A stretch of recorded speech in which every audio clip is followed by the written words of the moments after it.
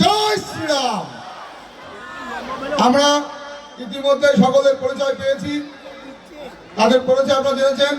তাদের কথা না বলে আমি দ্বিতীয়বার দীর্ঘায়িত করতে চাইছি না, আমি মুহূর্তে তা আসতে চাইছি। আমরা যে দেখলাম বিগত 1 মাস ধরে যে এসআইয়ের ফর্ম ফিল আপ চললো, সেই ফর্ম ফিল আপে আমরা ভারতীয় জনতা পার্টির পক্ষ থেকে বিভিন্ন জায়গায় মানুষকে সহায়তা করার জন্য এসআইয়ের কেন্দ্র খুলেছিলাম।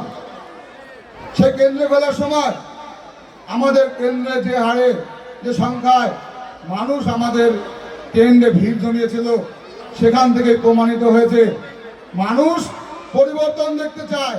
সেই পরিবর্তন 26 সালে হবে, সেই আশা আপনাদের রাখি আমরা।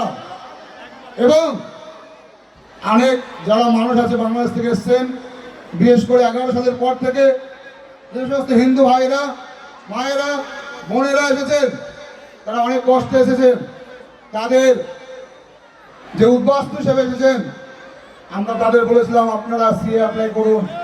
কিন্তু এই এলাকা আপনারা বসুন, মিঠুন চক্রবর্তী এখনো আসেনি, মিঠুন চক্রবর্তী এখনো আসেনি, আপনারা বসুন।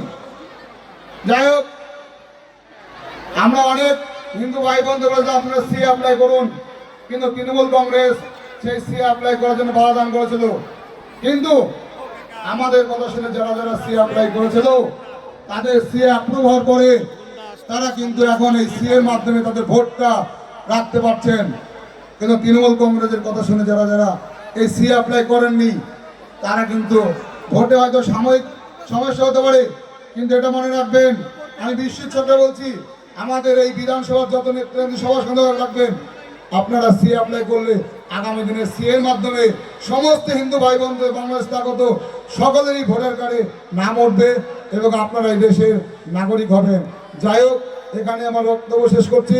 জয় শ্রীরাম, জয় হরি বল, বন্দে মাতরম।